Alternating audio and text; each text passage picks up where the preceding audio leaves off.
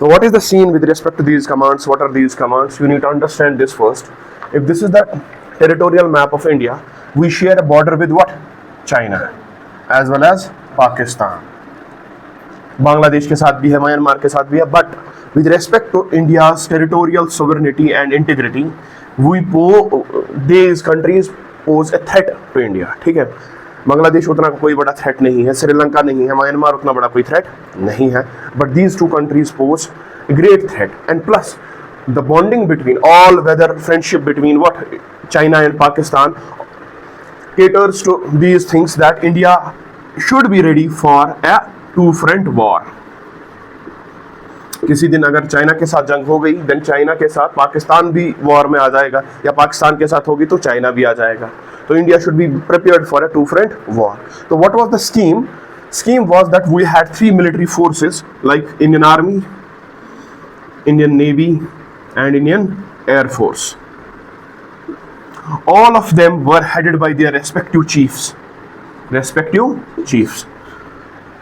Their budget allocation is different, their operational modus operandi is different, how they work, how they operate. ठीक है, इनका territorial jurisdiction भी different है. For example, if a battalion of army is focusing on this much region, Indian Air Force might have two battalions there, two squadrons there. ठीक है, वहाँ पे for example यहाँ से due to the coastal region, if Indian Army is having 5 battalions there, Indian Navy का कोई एक ही वहाँ पे हो सकता है.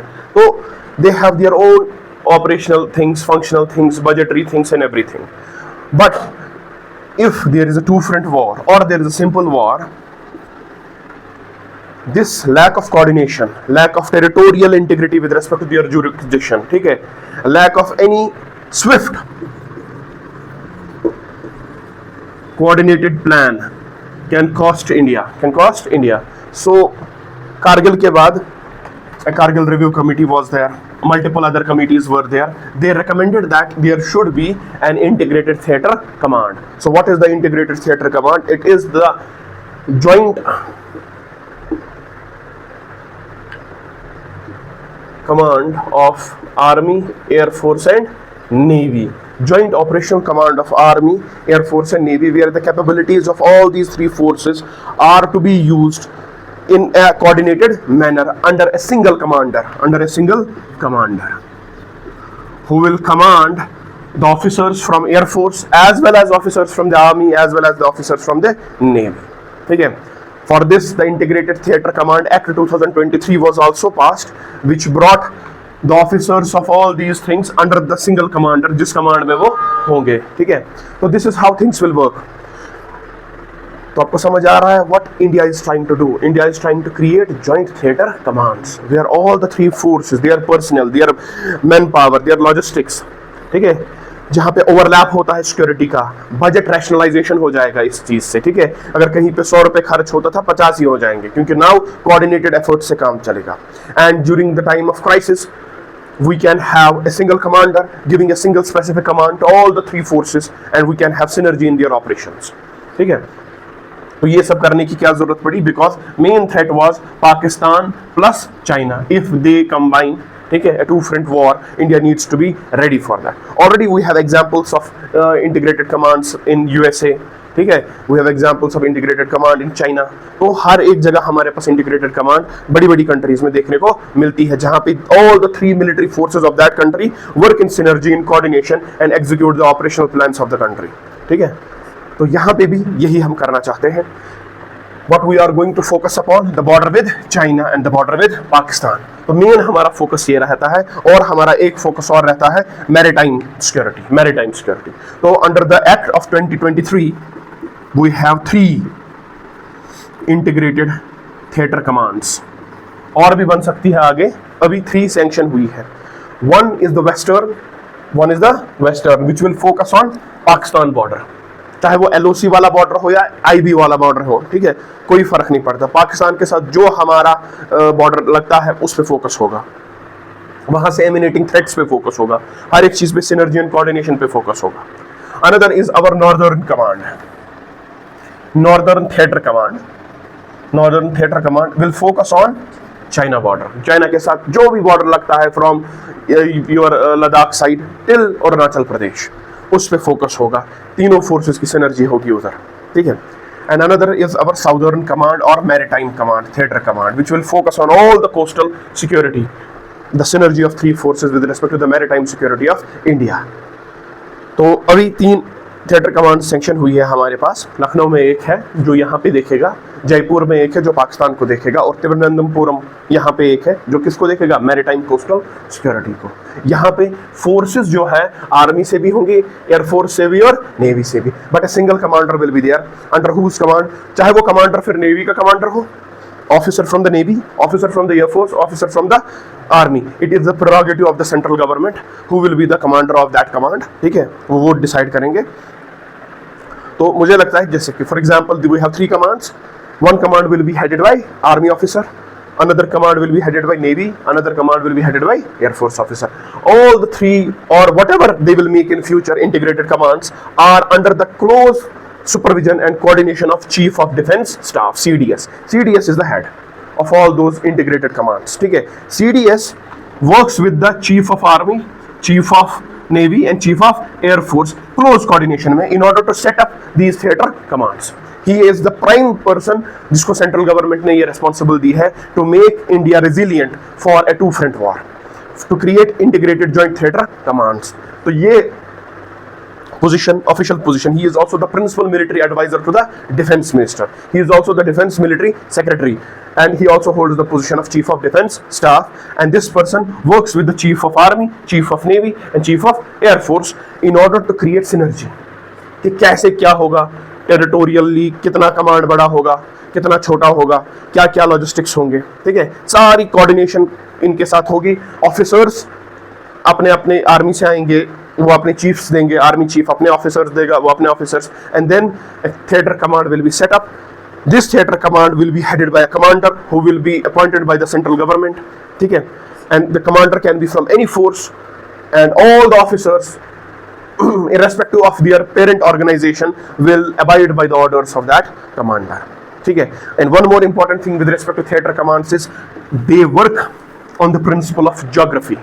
They are geographical commands.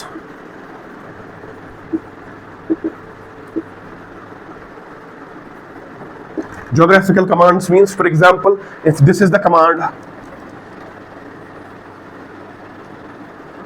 for example, if this is the command, this is one northern command, तो this command, northern command, will be based on geography. इस geography के बाहर जो होगा वो दूसरी command में होगा, और इसके अंदर सारा का सारा military operations, ठीक है, will be headed by the commander of western theater command. वही सिनर्जी करेगा आर्मी के साथ भी, वही उसके साथ भी, वही इसके साथ भी। टेरिटोरियल बेस्ड कमांड्स है ये, जियोग्राफी बेस्ड, किसी और चीज पे बेस्ड नहीं है, ठीक है। They are not based upon the rank of the officer, कि अगर ये रैंक ऑफिसर की इतनी है, ये इतना ही एरिया होल्ड करना चाहिए इन द ज्यूरिसडिक्शन, ऐसा कुछ नहीं है। These are geographical territorial commands where a command is designated and all the operations under that command will be headed by the commander, ठीक है। synergy between all those forces and everything. ऐसे ही यहाँ पे maritime command, ऐसे ही यहाँ पे western command. The coordination between the 3 commands will be done by the CDS. यहाँ internal coordination भी CDS ही करवाएगा, यहाँ पे भी, यहाँ पे भी और यहाँ पे भी। तो what are the advantages? Swift actions, decision making will be strong, ठीक है। No ambiguity will be there, responsibility will be there, ठीक है। One force will not say it is the domain of another force, and another force will say it is the domain of another force, ठीक है। Responsibility will be there, synergy will be there, quick decision making will be there. We have seen in polity also, for example, you have cabinet form of government as well as prime ministerial form of government. Prime ministerial form of government is not what we made our constitution for. हमने constitution prime ministerial form of government के लिए नहीं बनाया है, but for cabinet form of government. But there are some advantages of prime ministerial form of government also. One of the advantages is what? Quick decision making. A single decision, a single authority will say, no discussion, no deliberation, whatever the prime minister will say, that will happen, ठीक है। Cabinet में the decision may take much time, ठीक है, but there will be deliberation, there will be discussion, ठीक है, different perspectives will be seen, and then a decision. In the time of crisis, a war, cabinet form of government might not be that much fruitful, ठीक है, as compare to prime ministerial form of government, but we cannot negate the constitutional validity of what cabinet form of government. This is the parliamentary form of government's crux and core. It should be run by cabinet, ठीक है, not by a single person. इसीलिए article 352 which comes under what comes under 352 national emergency, it was amended and word cabinet was introduced in article 352. Unless and until a written recommendation from the cabinet is not received by the President of India, he or she shall not impose national emergency in India or in any part of the Indian territory. Written recommendation. Earlier it used to be done on phone. ठीक है, लगा दीजिए national emergency.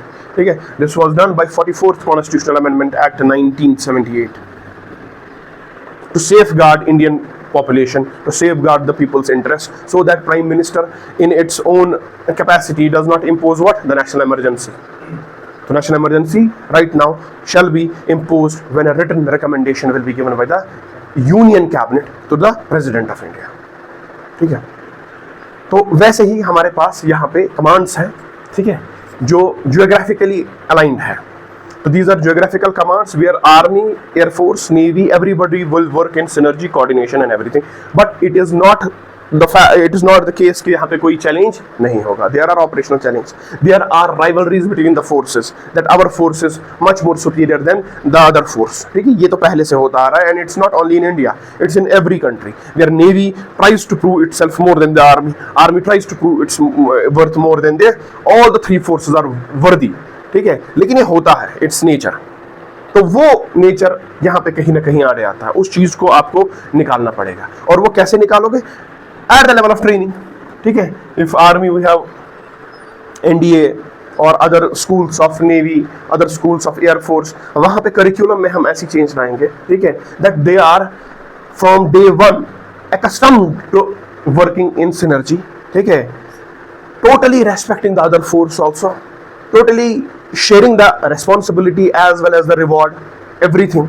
तो वैसा ही mind setup पहले से ही cadets का हम जब क्रिएट करेंगे, देन आने वाले समय में then when they will be officers and working in these joint theater commands, they will have no issue, ठीक है, hopefully. तो ये सारी चीज़ें हैं. It's a very great step. You're right.